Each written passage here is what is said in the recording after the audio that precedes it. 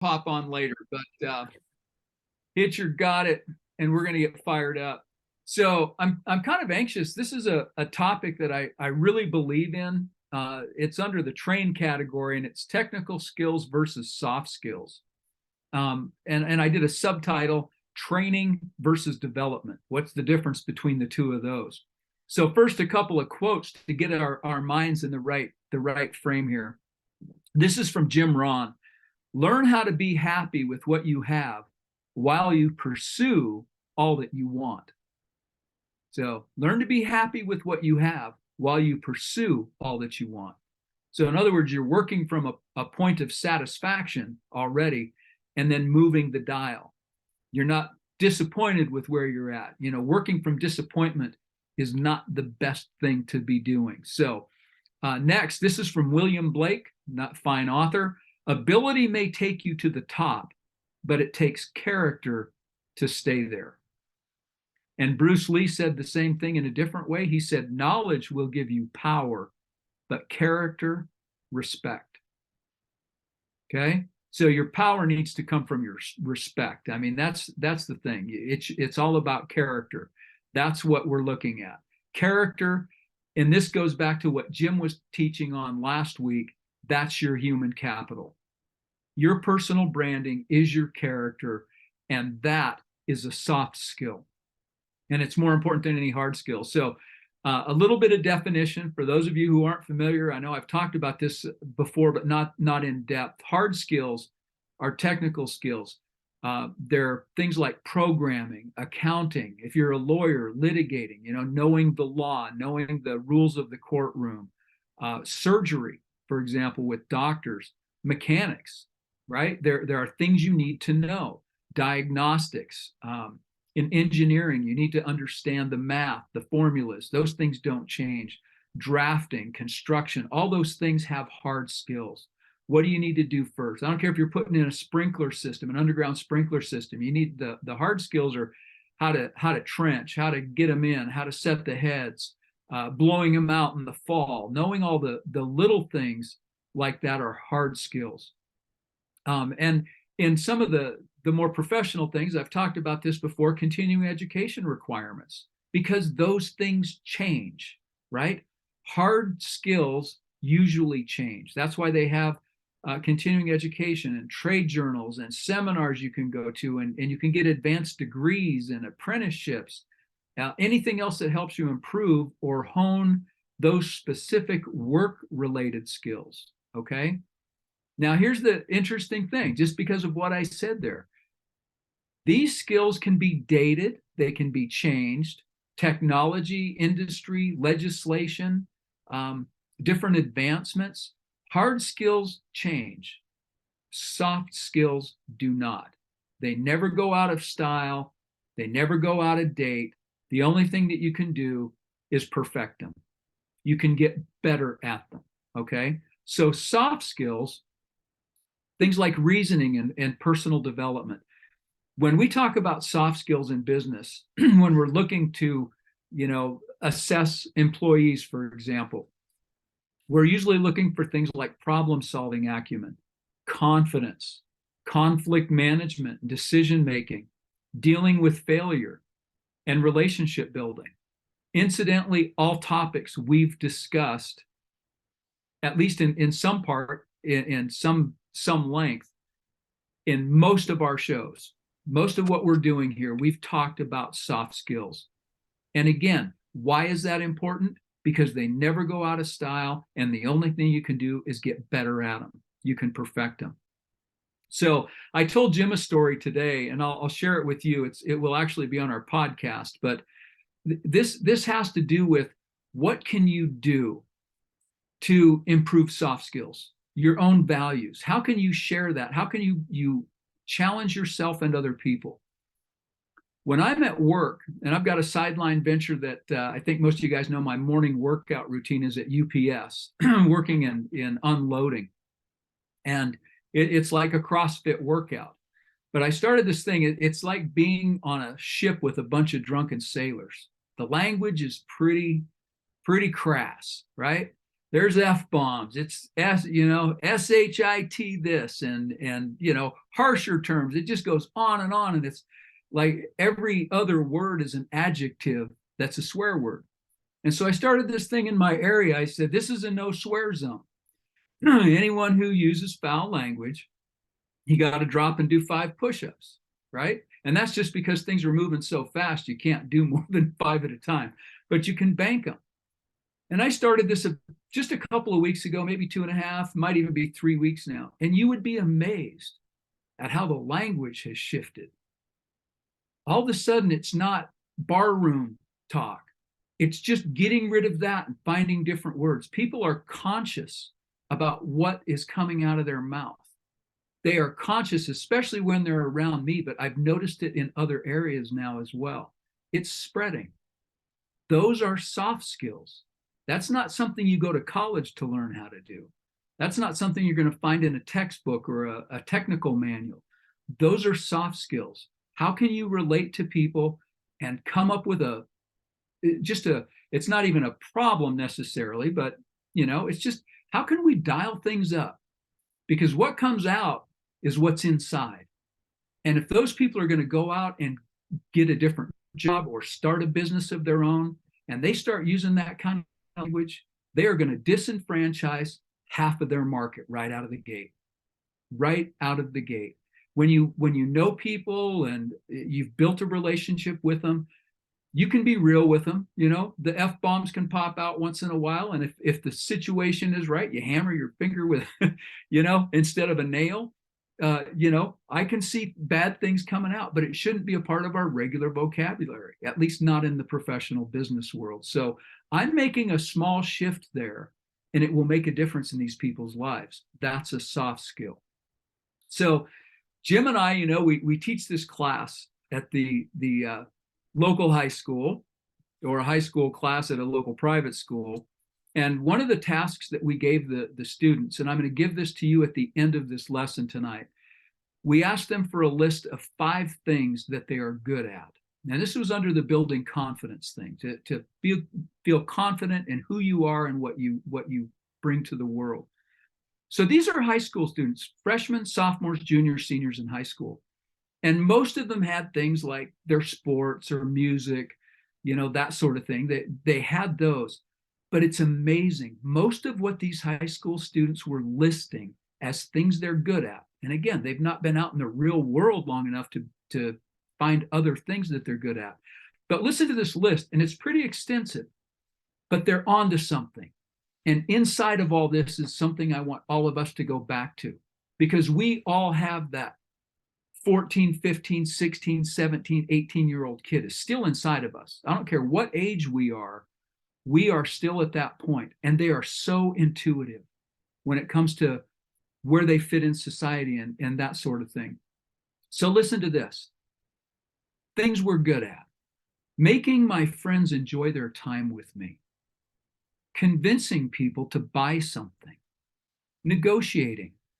Being the peacemaker. Organization. Group leadership. Being positive and providing encouragement. Helping other people.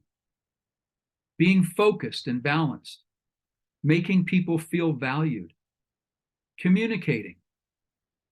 Time management. Not succumbing to peer pressure. Making people smile. Arguing. And I think they meant that in a good context, like negotiating. Connecting. A work ethic. Applying constructive criticism. That's a big one. Finishing tasks. Persuasion. Taking risks. Being cautious. Right after taking risks, it was the same student who wrote that. Being cautious and then taking risks, right? In other words, calculated risks. Understanding other people's emotions. Attention to detail. Having dreams. Taking care of others and animals. Showing affection. Being kind and polite. Being generous. Being loyal. Confidence. Complimenting people. solving puzzles, and recognizing talent. These are from high school kids. These are things that they're good at. Can you imagine if you as an adult looked at that list and you thought, if I can perfect all of those things, what couldn't you do in your business? What couldn't you do if you developed those skills, if you helped your employees, your staff, your partners develop those soft skills right there? Could you not elevate your business from whatever point you're at up a notch, 2 notches, 3 notches? And where does it end? When they start spreading that out to your suppliers, your customers, and other people, and it all comes back to you in the business. It's all about the corporate values and your personal values. And those soft skills are what changes the dynamics of a business. Those are the things that we really need to be paying attention to. Yes, we need to know the hard skills. We need to know the details. We need to know how to get it done. We need to know who to go to and where to go and how to do it and in what order. But none of it matters without that people factor. When we add that people factor in there, and it changes everything. I was recently reading a blog post, and I'll give credit to Maury Schechtman, who wrote a couple of books that we refer to often, Working Without a Net, Fifth Wave Leadership. And he's talking in this blog about how to hire the right people. And he doesn't look at degrees, right? He doesn't care if you're a Harvard MBA, if you've got a PhD, 5 PhDs, it doesn't matter. The demographics that he looks at are 2 things. He looks for candidates whose families moved a lot when they were growing up. And he looks for candidates who were driving motor vehicles before they were 12. And I really like that one because I got my first ticket at age 12 for driving without a driver's license. So I like that. And then he looks for psychosocial characteristics. And Maury, by the way, is a psychoanalyst by profession and a college professor. But psychosocial characteristics, listen to these. He looks for candidates who made a real and meaningful contribution to their family's sustenance. He looks for candidates who had part-time jobs while they were in high school. He looks for candidates who went to work full-time after high school, not right into college. He looks for candidates who went to college after 3 to 5 years of work. Candidates who grew up in multi-sibling families with spacing between children of no more than 5 years. Why is that? Conflict. If you've had siblings, chances are you've had conflict. And the closer in age, the more conflict that there usually is. He also looks for candidates who grew up in multi-generational families, not necessarily the same household, but people who had grandparents who lived through hard times politically or economically. So, and I feel good about that because I've got grandkids and I spend a lot of time with my grandkids. So they're getting that multi-generational influence. And he also looks for candidates. This one surprised me, but after I thought about it, it makes sense. He's looked for candidates that experience loss of an important relationship, a family member, a relative, or a close friend in their childhood or their young adulthood. Someone who has experienced extreme loss. And it's that rebounding, it's that overcoming, it's that coming back after. When you bring all of those traits, all of those soft skills into the workplace, you've got winners. You've got overcomers. You've got leadership potential. And you've got people who have a work ethic and a desire to learn and grow, and they know how to get along. They're not going to be blown in the wind or blown out by the first amount of criticism that you have to give them. So those are some of the things that you can look toward and look at. I didn't give you a whole bullet point of those things, but you can look for Fifth Wave Leadership on .com, I believe it is, fifthwaveleadership.com, and you can look at some of his blogs, but they're all in there. But what I want you all to do tonight, and this is a brief lesson, but it's important. I want you to write down the 5 things you're good at. but focus on the soft skills. What are 5 soft skills that you're good at? And I want you to go back to that person. And I know some of you might be younger on here, not only tonight, but watching later. What are those? Think about them when you were in junior high school and high school. What were you good at then? And one of these that they listed here was they were good at dreaming. Dreaming. Think about that one. What did you dream about? What were your goals as a kid?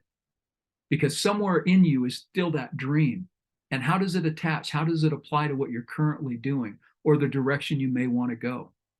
So think about that. Write those down. Again, it's important. Write them down. This is your homework assignment. Jim will be grading these later. I've had enough. So write them down. 5 things. And then here's the next one. So 5 things that you're good at, soft skills that you're already good at. Now write down 5 things you want to improve. I started, just to give you an idea, remembering names. I used to say I'm terrible at remembering names. And I just changed my thinking on that. It's like, I'm going to be better at remembering names. And it's a lot easier. It's working. Jim Quick is a good one to follow with that. Thanks for that recommendation, Jim. Another thing that I need to spend more time is active listening, really paying attention and digging deeper. Reaching out. I mentioned this last week. I want to spend more of my conscious time reaching out to other people and making a difference. And challenging other people, which is kind of what I did with the swear thing. How can I challenge people in a fun way that's not an offensive way that can make a difference? So think about different things that you can do to challenge yourself, improve your soft skills, and make a difference in your business, in your relationships. This all translates into everything, by the way. It's not just business. It always goes deeper than that. All right. And lastly, because we're at that time of year, where the new year's coming up and people are buying exercise bikes and solo flexes and bow flexes and exercise machines, and everyone's getting ready to make New Year's resolutions, right? When I was in high school, I went back to that teenager. See, I've done what I'm telling you to do. And I've thought about this many, many times over many, many years. I don't make New Year's resolutions. And I remember the first time I said that, I was in high school. Someone asked me, what's your New Year's resolution? And my motto then is the same today. Last year was back in the 70s, my resolution was to not make New Year's resolutions. And I've adhered to that. If you need to make a change, don't wait for a new year. Make it now. New Year's resolutions are an excuse to put off what you should be doing right now. So if you had anything in your mind, in your heart, you were going to wait, you were going to quit smoking, you were going to quit whatever, and you're going to do it on January 1st, do it tomorrow. Act now. That's what entrepreneurs do. They act now. They don't wait. So no procrastination. Jim and I talked about this earlier today. No excuses. Not going to take them. So that was a quick lesson for you tonight. Again, your assignment there, 5 things that you're good at, soft skills, and then 5 things that you want to improve. And do write it down. Don't shortcut this one. Put it on a piece of paper. You'll be glad you did. Jim, anything you'd like to add? Yeah, good job, by the way. Meeting Maury last week, who you quoted here, talking about soft skills in his interview process and who he selects, you're talking about a man that's been around 20, 30 years more than each of us, but is doing the very same thing, right? And what it reminds me of is how important soft skills are, and remembering that that's part of the process. Last week, the discussion was about, your value, your human capital, which this is the same, your soft skills and your hard skills. And I think we talked more about your hard skills last week because it's what you've accumulated over a lifetime, but you've also accumulated those soft skills. And whatever you're doing right now, you might not think about it too much because you're in a comfort zone, or you're not interviewing for a job. You're not trying to move up. Maybe you're not starting a business, but these are things to remember when they're critical, and I was listening to you talk about, how Maury hires. Well, that you could flip the scenario there is, how do you get hired? Right. And you can go on the offense in that interview process. I know we've got some people in the group that are looking for work, right? Think about those soft skills that you've acquired, and bring them to the forefront of the discussion in that interview. So these are great foundational elements and tools to have at the ready. And by having that list, by the way, when you get into these scenarios, you can utilize that list and pull it up. I keep the critical task book that Andy Frisella created. It's basically just a fancy notebook, and I've always carried around some type of notebook. These are the kinds of things that you can put in that notebook so that you can quickly recall them and bring them to the table when you need to. It's interesting, just to go into a quick little story about my wife and I. We're both contract workers or consultants, or however you want to look at it. And, she is breaking into the marketing segment, doing small business marketing. And she got really creative. Instead of trying to just find clients, she's been looking at companies that are hiring marketing employees, and basically reaching out to them and kind of going through that interview process, all to say, look, I can do this as a contract worker, from home. And, we talked about her interviewing today with somebody, which would be the first phase of this discussion. And we went through some of these soft and hard skills that she has and that she's acquired even in the last 6 months. So Rod, great reminder, great topic. And I just wanted to touch, you talked about it's the holidays and getting ready and start now. Prior to hitting the record button, Fred was on and he complimented me for finishing 75 hard. And, I appreciate that. I've talked about it before. This is a group of participants, not just members. And I want to be able to congratulate everybody in this group for things that they're doing, and, hearing about what you're trying to accomplish. So, when you start thinking about what you want to do next year, and as Rod suggested, I would start tomorrow. It's exactly what I did with 75 hard. But, when I started talking, I was like, I'm just going to start tomorrow. It's already in my rearview mirror by 3 weeks, and I'm already started the next program. That's how far past it is, although it felt like that was just yesterday when I started. And I want to see everybody in this group start something now. Take that next step, whatever that looks like for you. Share it with us, share it with the group, or individually with us, and let's start it now and become participants, not just members of something where we rah, and build out your critical tasks to get that done. And what's awesome, especially because you brought this up, Rod, is come January 1st, you'll be able to say, well, I've got 11 days in this thing already, or to put it another way, I've got a half a month of working days here. By the time everybody else is just getting started, you're already half a month ahead of them. So another great factor that you brought up, and I want to be able to share in everybody else's successes, just like Fred congratulated me. I want to hear more of your successes than mine, but I'm not going to slow down just because the group's not participating at the level of some days that I think that I am, right? So let's rally each other. Let's build our projects out. Let's make those next steps and get on with what makes us happy without any excuses. So that's my 2 cents on the topic. Thanks, Rod. You bet. I want to throw out here too, speaking of other members of the syndicate here, Taylor Claridge wasn't able to be on tonight, but she'll be listening in the future. She started a concealed carry. She's working on her concealed carry company, right? A whole new business plan. And she reached out to a vendor, and that vendor, after he queried her to say, well, what is it? What's your product? Where does it fit? That sort of thing. He said, wow, this is incredible. He said, do you mind if I share this with this other group? And it was a whole nother market segment that's right up her alley that she hadn't even considered, didn't have any contact with.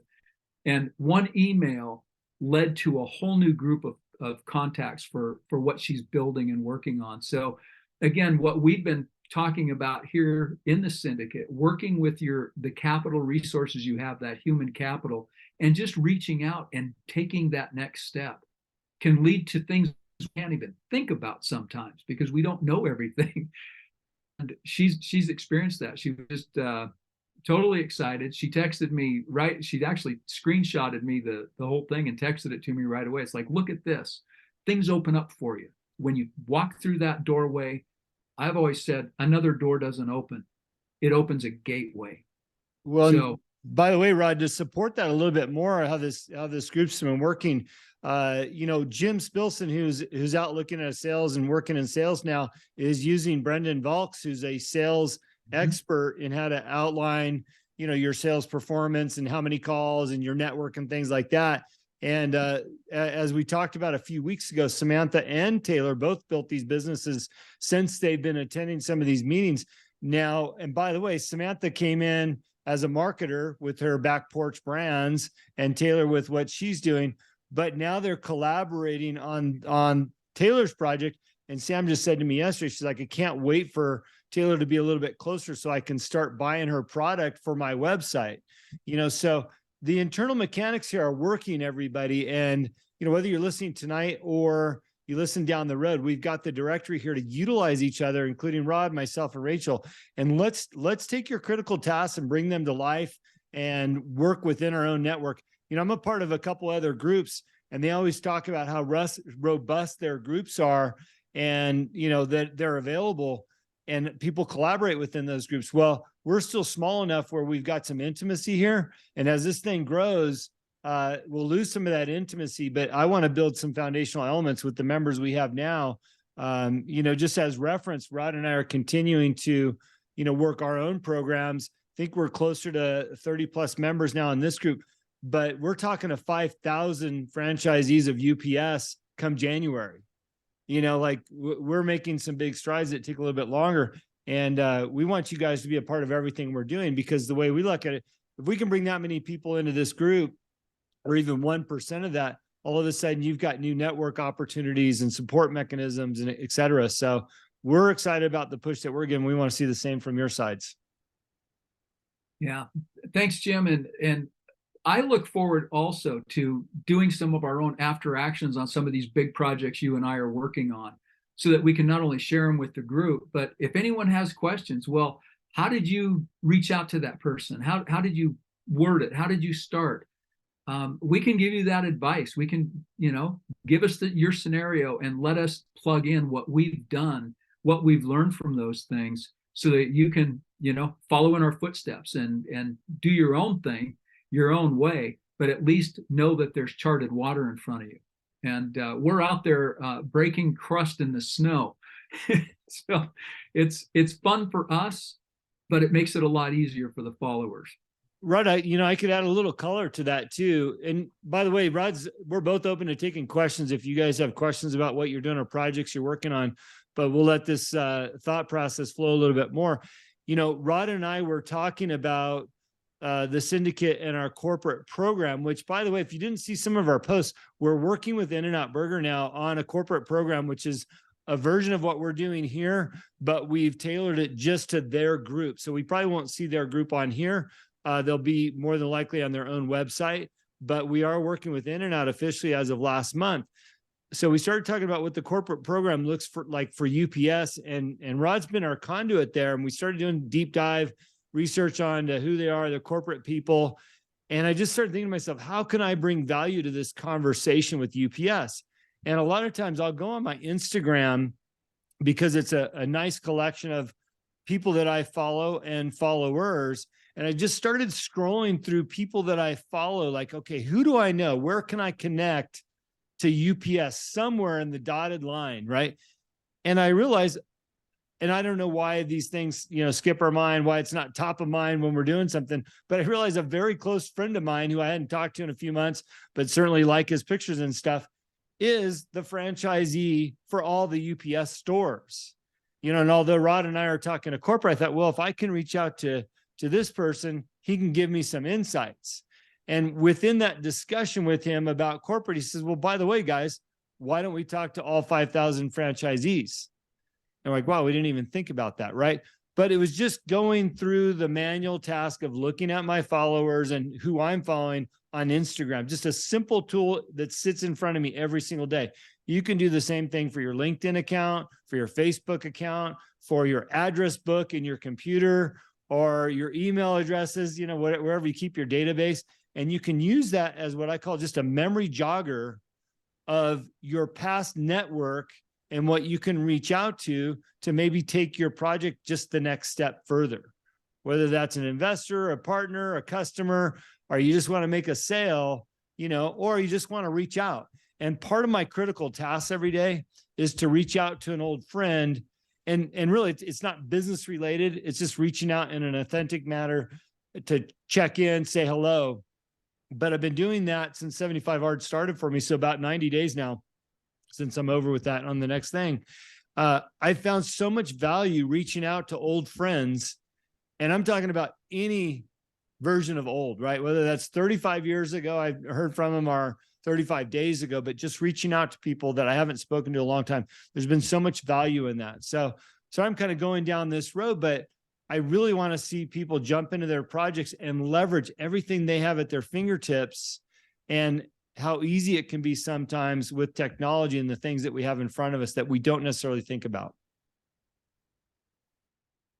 I'm gonna jump off on that too, Jim, and maybe this is jumping the gun a little bit here, but everyone out here who is doing something, even if it's for somebody else, there's value. You're learning stuff. And if you've got your own business, or if you've had your own businesses, think about what you could do to ratchet it up a notch, right?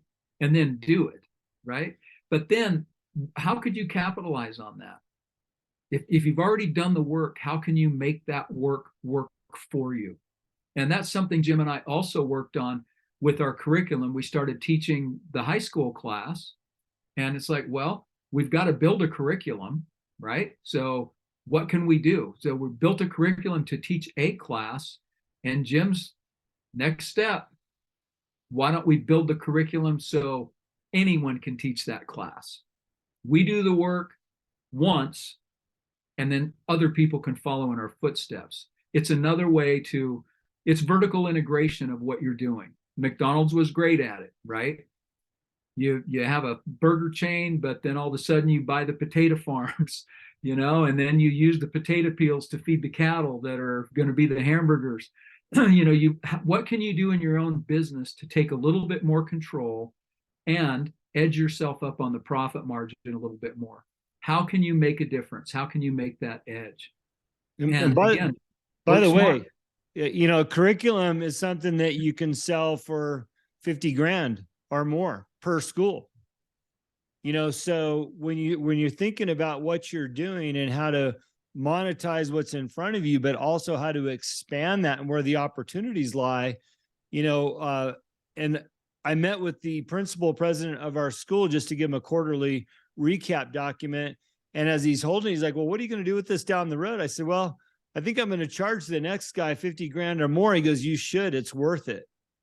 You know, and I walked out there going, holy shit, it's worth it. You know, now we didn't charge them that because this is our incubation deal. But as Rod said, you know, you do the work once and you look how you expand it and monetize it down the road, there's some real possibilities. So, you know, encourage you to look into your own internal mechanisms of your businesses, or really, if you're working for somebody else, how to expand their business, bring more value to what you're doing for them, which will hopefully in turn bring more value to you as an employee. You know, so there's lots of way to look at how to expand what's in front of you. Thanks, Jim. Anybody have any questions, anything at all? Because we are not going to be here next week. I'll do that reminder right now. We are taking the day after Christmas off. So enjoy that with your families. And Jim, you're up the week following. Do you remember what you're talking about? It's too far out for me to look at it. Too far out for you. It'll be good. It'll be worth it. That's what I will say. I know that it's already scheduled. We just need to get there. Hey, although we are taking next week off from this call, I just want to remind everybody, if you go on the Young Entrepreneurs website, there's a link to our YouTube channel. And Rod and I are putting out 1 or 2 YouTube videos a week, along with Rachel on marketing and some of her expertise. And they're really short. So you can jump in on one. The topics are on there in case there's something you're thinking about. I know I just sent Rachel 3 this afternoon to post up on our YouTube channel. So there's other resources to get what you need as it relates to the projects you're working on, just because we don't do those calls. And also, as we've said before, we're available to you if you need us. Just reach out.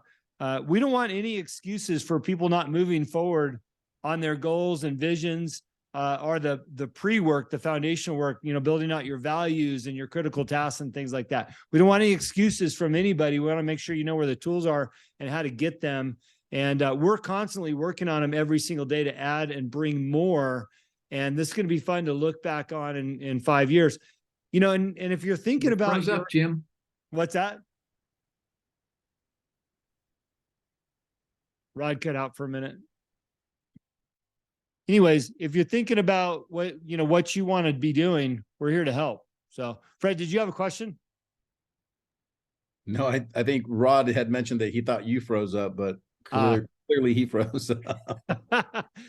Hey, literally, man, it's cold as shit out there. I bet. It looks terrifying. You know what? We like to talk about it, make fun of it, but we asked for it, we're living it, we're enjoying it. So anyways, looks like we're not going to get Rod back. If everybody's good, I just want to wish everybody a happy Christmas and make the most out of the next few days. I know I've got a full calendar of activities, and thanks for popping on the phone tonight with us all.